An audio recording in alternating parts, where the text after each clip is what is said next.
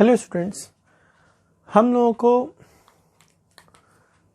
इससे पहले जो लेक्चर मिला था उस लेक्चर में हम लोग देखे थे कि कैसे हम लोग इंडिकेटर को क्लासिफाई किए थे। और उससे पहले वाले लेक्चर में हमने आर्हीनियस कॉन्सेप्ट और एसिड को कैसे हम लोग डिफाइन करते हैं ये पढ़ा था। आगे जाके एसिड को क्लासिफाई किया गया। अब क्लासिफाई करने का एक अलग अलग स्तर था, एक अलग अलग बेसिस था, जिस बेसिस पर उस एसिड को क्लासिफाई किया गया। उस अलग अलग डिविजन्स में एसिड के जो क्लासिफिकेशन आए, जो टाइप्स है, यहां पर हम लोग को वही पढ़ना है। Means basically we have to study here only the classification of the acid on the basis of different conditions, nature, basicity, strength, concentration. इन चीज़ों को ध्यान में रखते हुए हम लोग को एसिड को क्लासिफाई करना है। तो हम लोग के पास जो टॉपिक यहाँ पर अब हम लोग को पढ़ना है वो क्लासिफिकेशन ऑफ एसिड है। और बच्चों, आप लोग के बोर्ड एग्जामिनेशन के लिए सबसे इंपॉर्टेंट टॉपिक भी है। चैप्टर भी एसिड बेस एंड सॉल्ट बहुत ज़्यादा इंपॉर्टेंट है, साथ साथ ओलंपियाड और एनटीएससी के लिए भी ये बहुत चैप्टर ज़्यादा इंपॉर्टेंट है। तो हम लोग चैप्टर स्टार्ट करते हैं और चैप्टर का जो नेक्स्ट टॉपिक है हम लोग को पढ़ना है that is classification of acids. क्या पढ़ना है? Classification of acid. अब एसिड का जो क्लासिफिकेशन है उसमें हम लोग पहली जो क्लासिफिकेशन हम लोग को पढ़नी है that is classification of acid on the basis of nature. Nature के बेसिस पर हम लोगों को एसिड को क्लासिफाई करना है। तो सबसे पहला क्लासिफिकेशन मैं यहाँ पर डिसाइड कर रहा हूं, classification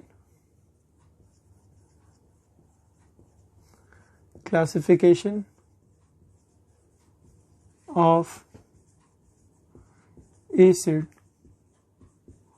on the basis of nature. तो नेचर के बेसिस पर हम लोगों को एसिड को क्लासिफाई करना है, ये चीज आपको ध्यान रखना पड़ेगा। और इस बेसिस पर जो क्लासिफिकेशन डिसाइड हुआ है वो है इनऑर्गेनिक एसिड। पहला क्या है? Inorganic acid. And second one is organic acid. ठीक है, ऑर्गेनिक और इनऑर्गेनिक एसिड, दो एसिड हमारे सामने हैं। इन एसिड को क्लासिफाई करके हम लोग को एक करके समझाना है। और सबसे पहले जब हम लोग इनऑर्गेनिक एसिड की बात करते हैं बच्चों, तो इनऑर्गेनिक एसिड बेसिकली आर्टिफिशियली इसको लिया गया है और इसका जो बिगिनिंग है वो इनऑर्गेनिक से इसलिए है क्योंकि हम लोग यहाँ पर इसको आर्टिफिशियली ही बनाते हैं। ठीक है, तो अगर आप इनऑर्गेनिक एसिड को एक्सप्लेन करते हो, ये आप नोट कर लो, तो फिर हम लोग इनऑर्गेनिक एसिड को पढ़ते हैं। तो इतना आप नोट करिए, फिर मैं इनऑर्गेनिक एसिड को एक्सप्लेन करूंगा। हो गया, इतना नोट कर लिया। अब हम लोग के पास पढ़ना है और इनऑर्गेनिक एसिड। इनऑर्गेनिक एसिड क्या है? बेसिकली वो एसिड्स जिसको हम लोग मिनरल से पाते हैं उसी को हम लोग इनऑर्गेनिक एसिड कहते हैं। ठीक है, या the acid belongs to inorganic are known as inorganic acid. तो हम लोग कह सकते हैं कि द एसिड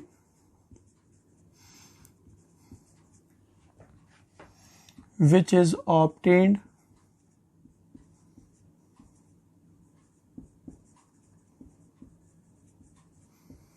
from the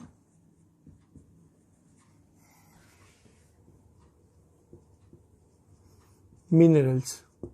ठीक है, इसको हम लोग मिनरल से पाते हैं, तो इस वजह से इसको हम लोग मिनरल एसिड भी कह सकते हैं। ठीक है,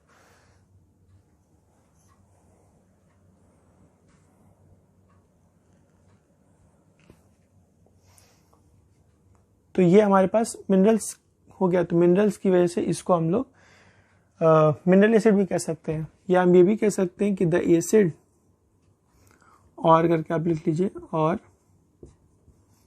the acid belongs to inorganic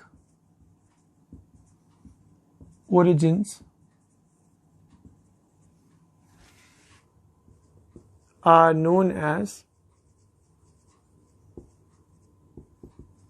inorganic acid. बात समझ आ रही है? इसको मिनरल एसिड भी कहते हैं, इनऑर्गेनिक एसिड भी कहते हैं। अगर आप एग्जाम्पल्स पे आते हो तो आप लिख सकते हो H2SO4 mean sulphuric acid, H2SO3 sulphurous acid, HCl, HNO3, H3PO4, H2CO3 etcetera. ऐसे बहुत सारे एसिड्स हैं जो हमारे क्या हैं, इनऑर्गेनिक एसिड्स हैं। इनऑर्गेनिक एसिड बेसिकली बहुत ही डेंजरस होता है और स्किन के लिए हार्मफुल भी होता है। तो अगर पॉइंट वाइज लिखें तो most of the inorganic acids are harmful for skin and corrosive in nature।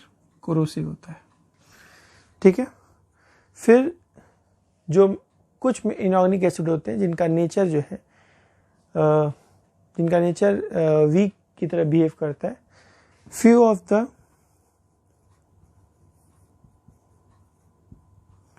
Inorganic acid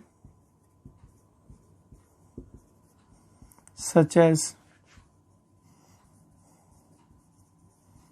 carbonic acid are weak acids. बात समझ आ रही है? तो ये आपको नोट डाउन करना होगा कि इनऑर्गेनिक एसिड क्या है और क्या इसके मेन टर्म्स हैं जो ये आपको याद रखने होंगे। नोट डाउन कीजिए। हाँ तो बच्चों, अब हम लोगों को पढ़ना है जो इसका सेकंड क्लासिफिकेशन था, that is organic acid. Organic acid के लिए आपको ध्यान रखना होगा कि organic acid basically living organisms, plants और एनिमल से ही पाए जाते हैं, ठीक है। और जब भी आप कोई भी ऑर्गेनिक एसिड पढ़ेंगे तो उस ऑर्गेनिक एसिड के मॉलिक्यूलर फॉर्मूले में कम से कम एक कार्बन एटम तो होगा ही। पास में आ रही है? एक कंस्टिट्यूएंट कार्बन एटम आपके पास मौजूद होगा, उससे ज्यादा हो कोई दिक्कत नहीं, लेकिन ऑर्गेनिक एसिड में एक कार्बन एटम होने का कंफर्मेशन रहता है। तो आप कह सकते हो कि the acid which belongs to living organisms, that is plants and animals, are known as organic acid. इसी को हम लोग क्या बोलते हैं? ऑर्गेनिक एसिड बोलते हैं। बात समझ में आ रही है? अब ये तो आपके पास एग्जांपल्स हो गए। अब उसके बाद बहुत सारे ऐसे नेचुरल रिसोर्स हैं जहां से आपको ऑर्गेनिक एसिड मिलता है। तो some natural resources of organic acids, जैसे अगर हम लोग पहले की बात करें तो आप कह सकते हो एसिटिक एसिड। एसिटिक एसिड पाया जाता है विनेगर में, ठीक है। फिर सेकंड आप ले सकते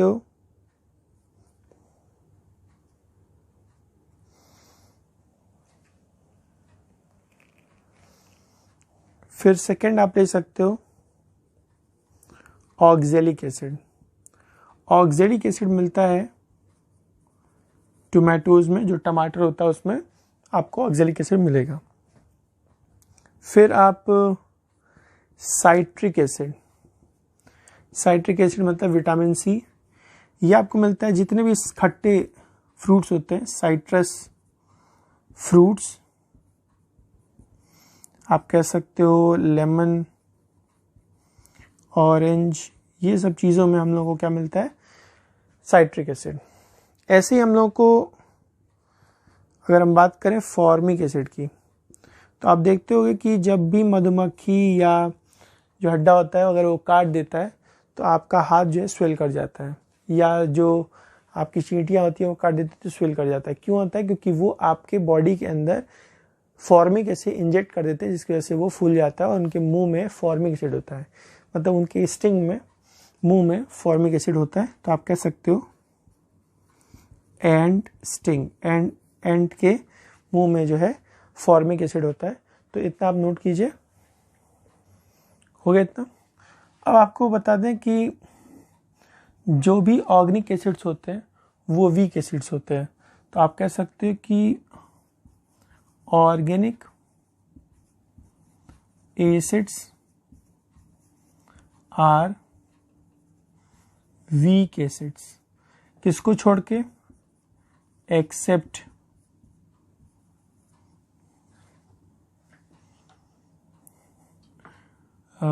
सल्फोनिक एसिड, सल्फोनिक एसिड को छोड़कर सारे के सारे क्या होते हैं, वीक एसिड होते हैं। फिर जो भी ऑर्गेनिक एसिड होते हैं वो फूड में या ड्रिंक्स में मिलते हैं, और इसको और ऑर्गेनिक एसिड खाने से हम लोगों के बॉडी पर कोई भी अंतर नहीं होता है, मतलब नुकसान नहीं करता है। तो आप कह सकते हैं कि organic acids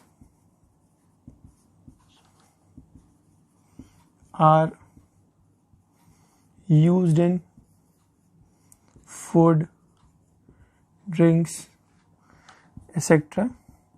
and it is not harmful for human beings. Human beings के लिए ये harmful नहीं होता है। तो ये तो रहा आपके पास क्या हम लोग अभी तक पढ़े, इनऑर्गेनिक एसिड और ऑर्गेनिक एसिड। तो इतना आप नोट कीजिए, फिर मैं नेक्स्ट क्लासिफिकेशन की तरफ चलूंगा। हाँ तो बच्चों, अब आपके पास पहला क्लासिफिकेशन हो गया, classification of acid on the basis of nature. अब हम लोग को दूसरा क्लासिफिकेशन पढ़ना है, और दूसरा क्लासिफिकेशन क्या है बच्चों? Classification of acid on the basis of acidic strength. अब कौन सा एसिड ज्यादा स्ट्रांग है, कौन सा एसिड कम स्ट्रांग है, किसका इफेक्ट कम है, किसका इफेक्ट ज्यादा है, ये अब हम लोग को पढ़ना है। Means we have to study the classification of acid on the basis of acidic strength. तो next heading is classification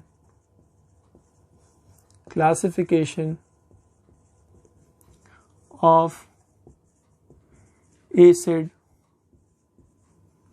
on the basis of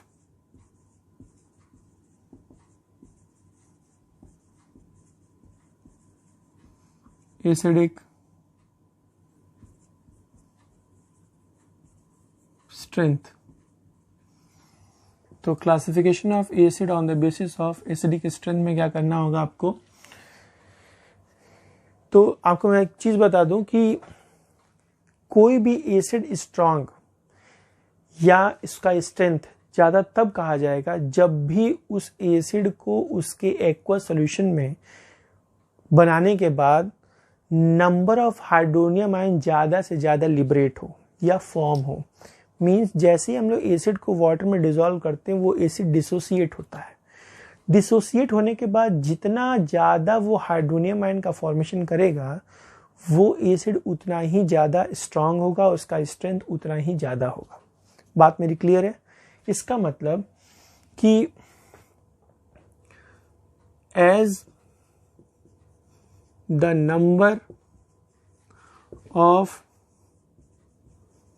hydronium ions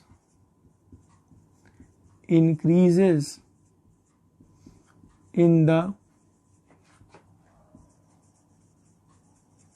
aqueous solution of acid, the acidic strength increases. Acidic strength क्या करेगा? Increase करेगा. तो इस basis पर दो classification और हैं. तो इसको क्लासिफाई किया गया दो पार्ट में. पहला पार्ट है स्ट्रॉन्ग एसिड और सेकंड पार्ट है वीक एसिड. अब आपको मैं एक एक करके बता दे रहा हूं कि स्ट्रॉन्ग एसिड और वीक एसिड क्या है. स्ट्रॉन्ग एसिड बच्चों कि जब भी हम लोग एसिड को वाटर में डिसॉल्व करें, वो कंप्लीटली डिसोसिएट हो जाए, तो उसको बोलते हैं हम लोग strong acid. Means they are completely dissociated in the water and form hydronium ion are known as strong acid. और जब भी आप एसिड को वाटर में डिसॉल्व करें और डिसॉल्व करने के बाद वो पार्शियली या इनकम्प्लीटली डिसोसिएट हो और पूरा हाइड्रोनियम आयन का फॉर्मेशन ना हो पाए, तो उसको आप लोग क्या बोलेंगे? Weak acid. तो यहाँ पर मैं जरा स्ट्रॉन्ग एसिड को एक्सप्लेन करना चाहूँगा. तो आप कहोगे कि the acid which completely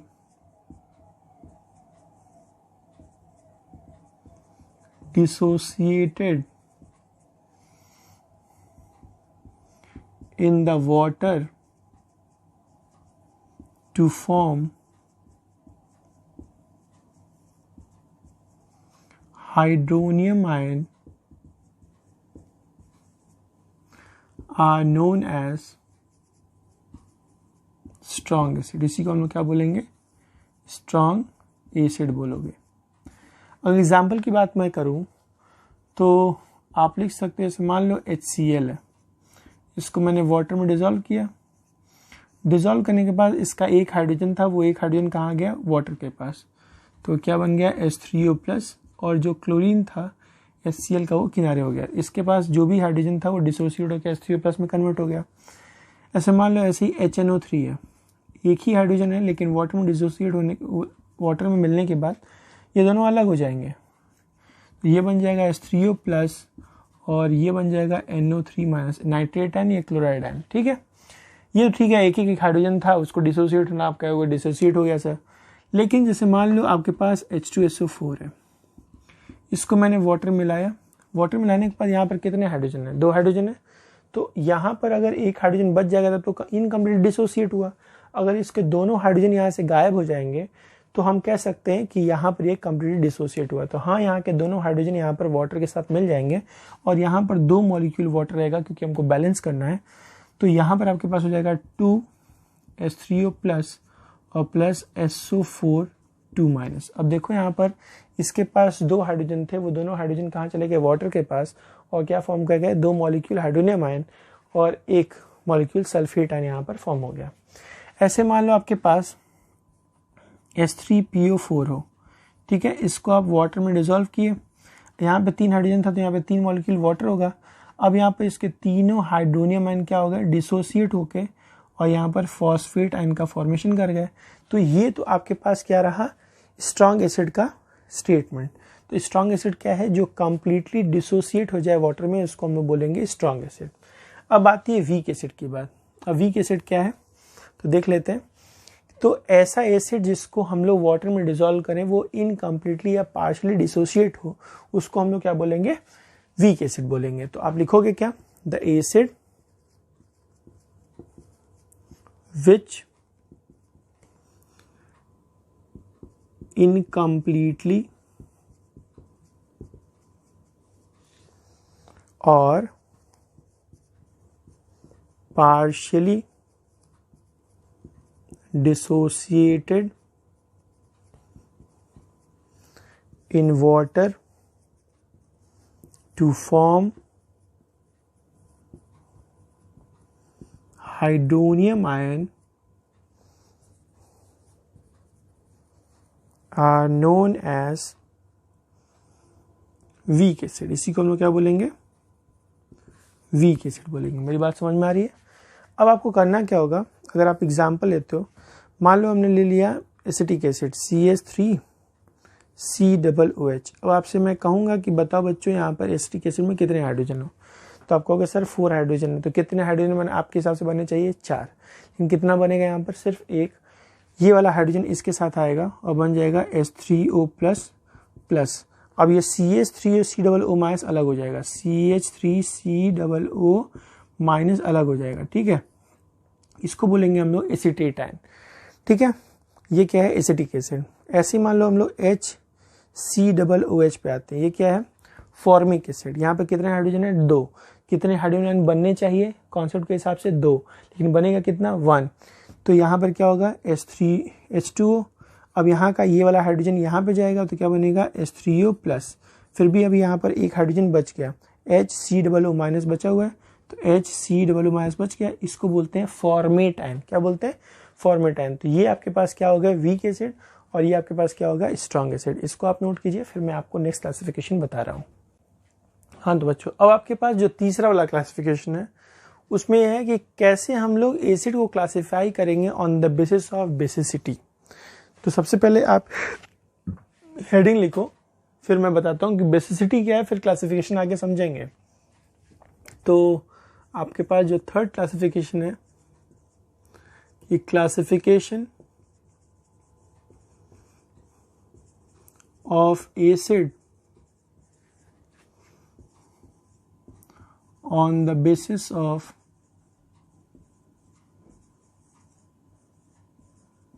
basicity of the acid, ठीक है। अब ये कैसे आपको समझना होगा, क्या है ये और ये बेसिसिटी क्या है। तो बच्चों आपको मैं बता दूं कि बेसिसिटी पहले है क्या। सबसे पहले कि किसी भी जब भी एसिड को आप वाटर में डिसॉल्व करते हो तो डिसोसिएट होता है, या तो पार्शियली डिसोसिएट होगा या तो कंप्लीटली डिसोसिएट होगा। डिपेंड ये करता है कि कितना नंबर ऑफ हाइड्रोजन आयन वो लिबरेट करता है या कितना नंबर ऑफ हाइड्रोनियम आयन का फॉर्मेशन होता है। Means overall we have to only know about the how much number of hydrogen ion present in the acid which is able to replace from the acid. Means we have to find out the replaceable hydrogen atom present in that acid. We did not bother about any number of hydrogen present in the acid. Suppose that there is an acid in which 3 hydrogen atom is only present, but only 1 hydrogen atom is replaceable, so the basicity of the acid is only 1. ठीक है। कहने का कुल मतलब ये है कि जब भी आप बेसिसिटी की बात करोगे तो बेसिसिटी में बेसिकली हम लोग को ये देखना होता है कि किसी भी एसिड में कितने रिप्लेसेबल हाइड्रोजन हैं। हमको ये नहीं देखना होता है कि उस एसिड में कितने हाइड्रोजन एटम प्रेजेंट है। प्रेजेंट बहुत सारे हो सकते हैं, लेकिन वाटर में डिसॉल्व करने के बाद कितने रिप्लेस हो रहे हैं, कितने डिसोसिएट हो रहे हैं, that number of hydrogen, that number of hydrogen ion formation are known as basicity of that acid. जैसे हाइपोफॉस्फोरस एसिड के पास 2 हाइड्रोजन आयन प्रेजेंट होते हैं, लेकिन वो जब डिसोसिएट होता है तो सिर्फ एक ही हाइड्रोजन आयन से निकल पाते हैं, इसलिए हम लोग उसको क्या बोलते हैं? बेसिसिटी उसका क्या बोलते हैं? 1। जैसे मान लो कि आपके पास फॉस्फोरस एसिड है, फॉस्फोरस एसिड में फॉर्मूला H3PO3 होता है, वहां पर 3 हाइड्रोजन प्रेजेंट रहते हैं, लेकिन वो डिसोसिएट होकर सिर्फ 2 ही हाइड्रोजन बाहर निकालता है। इसका मतलब कि वहां पर 2 ही रिप्लेसेबल हाइड्रोजन एटम प्रेजेंट होते हैं। मींस बेसिसिटी में हम लोग को सिर्फ रिप्लेसेबल हाइड्रोजन एटम से मतलब होता है। तो आप कह सकते हो कि the number of hydrogen ion और hydronium ion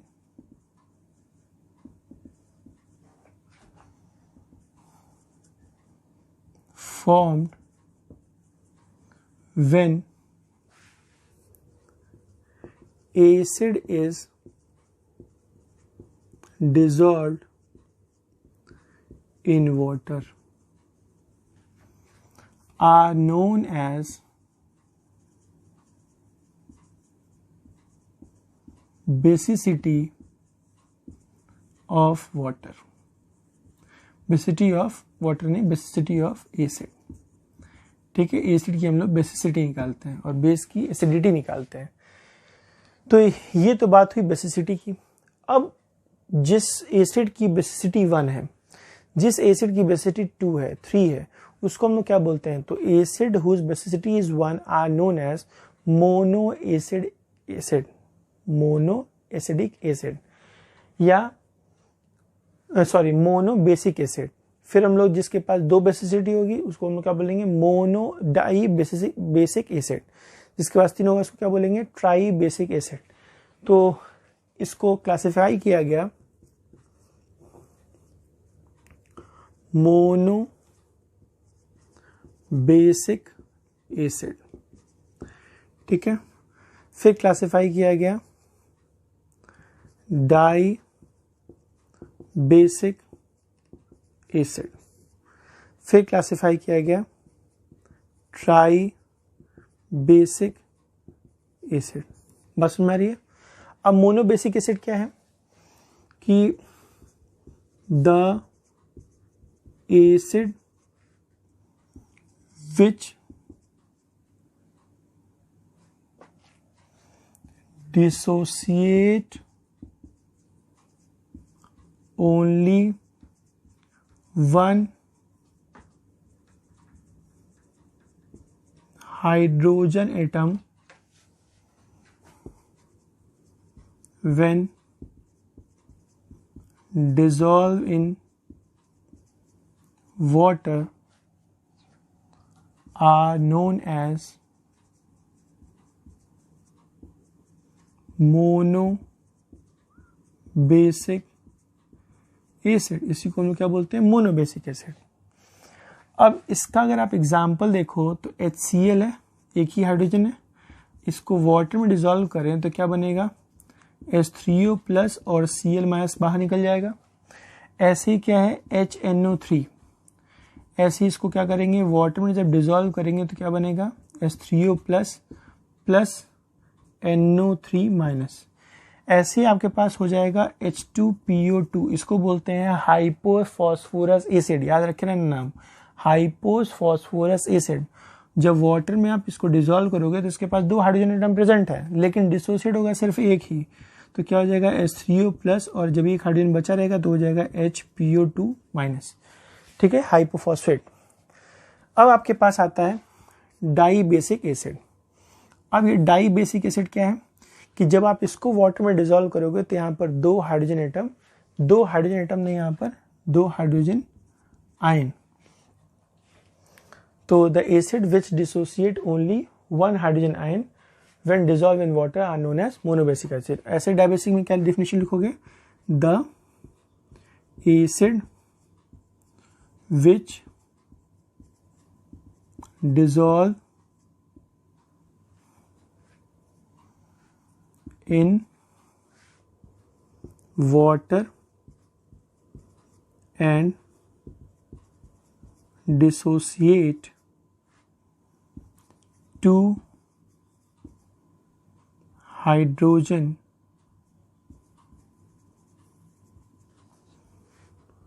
ion are known as die-basic acid. इसको आप डाई-बेसिक एसिड कहोगे। अगर आप इसके एग्जाम्पल की बात करो तो यहाँ पर अगर आप इसका एग्जाम्पल लिखोगे तो फॉर्मूला मान लो आप लिख रहे हो H2SO4। इसको आप अगर वाटर में डिसॉल्व करोगे तो यहाँ पे 2 मॉलिक्यूल हाइड्रोनियम आयन का फॉर्मेशन होगा और SO4 2 माइनस बाहर होगा। तो यहाँ पर देखो 2 हाइड्रोजन आयन लिबरेट हुआ होगा, तभी तो 2 हाइड्रोनियम आयन का फॉर्मेशन हुआ है। ऐसे ही H3PO3 ये क्या है? High phosphorous acid.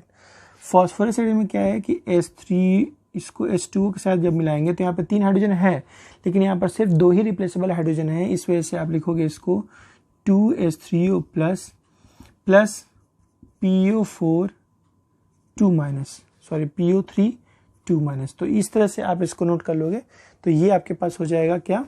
Die basic acid का डेफिनेशन। अब आपके पास आता है try basic acid. Try basic acid क्या होगा कि ऐसा एसिड जिसको आप वाटर में डिजोल्व करो और 3 हाइड्रोजन आयन का फॉर्मेशन, 3 हाइड्रोजन आयन लिबरेट करे या 3 हाइड्रोनियम आयन का फॉर्मेशन हो, उसी को क्या बोलेंगे आप, ट्राई बेसिक एसिड। तो आप लिखोगे क्या, the acid which dissociate in water and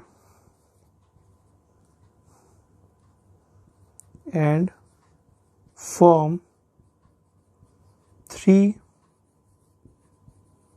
hydrogen ion or hydronium ion are known as try basic acid. इसी को क्या बोलते हैं, ट्राई बेसिक एसिड। इसका अगर आप डेफिनेशन लिखो तो आपके पास फॉर्मूला है H3PO4, PO फॉस्फोरिक एसिड, इसको क्या बोलते हैं, फॉस्फोरिक एसिड। जब इसको आप वाटर में डिजोल्व करोगे तो यहाँ पे क्या होगा कि 3 मॉलिक्यूल हाइड्रोनियम आयन का फॉर्मेशन होगा और फॉस्फेट आयन बाहर निकल जाएगा। तो इस तरह से आप लोगों को क्लासिफिकेशन पता चलेगा on the basis of basicity, mono basic acid, try basic acid, try basic acid. और इस तरह से आपको अलग अलग मैंने एग्जांपल्स बताया ताकि आप आसानी से इसको समझ पाओ। इसके बाद भी कोई दिक्कत होती है तो आप हमसे कमेंट बॉक्स में आप बताओगे तो मैं उसको सॉल्व करूंगा, तब तक आप इसको नोट कीजिए। हाँ तो बच्चों, अब आपके पास जो 4th वाला क्लासिफिकेशन है और ये आपके एसिड के क्लासिफिकेशन का लास्ट क्लासिफिकेशन भी है, that is classification of acid on the basis of concentration. ठीक है, तो आपके पास नेक्स्ट क्लासिफिकेशन है, क्या है, क्लासिफिकेशन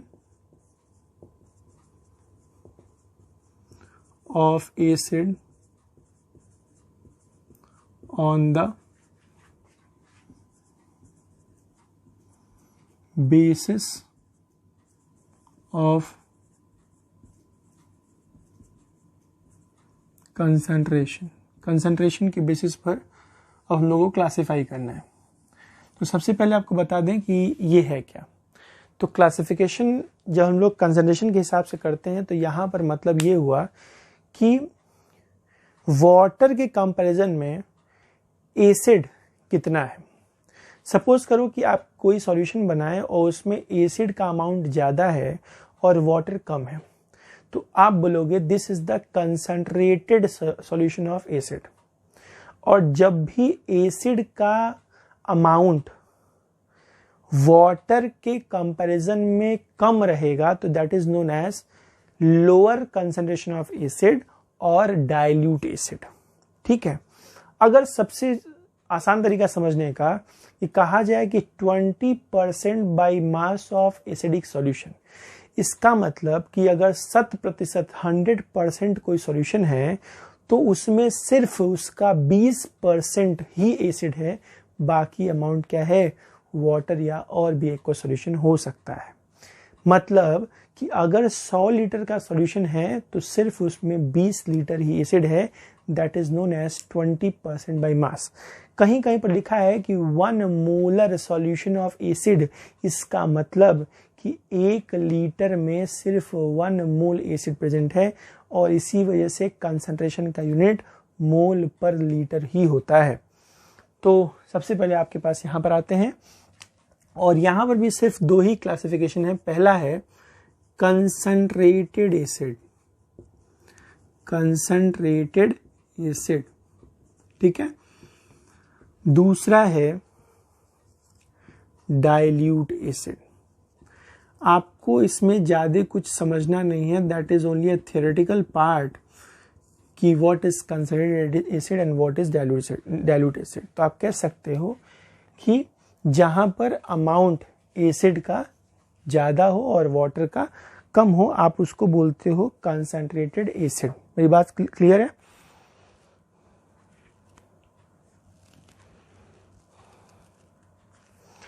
तो आप कह सकते हो कि the acid solution in which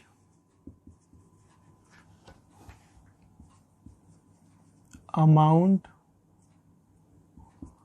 of acid is higher are known as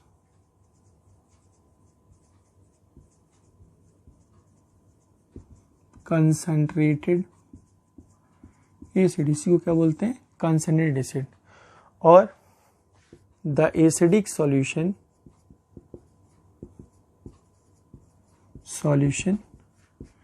in which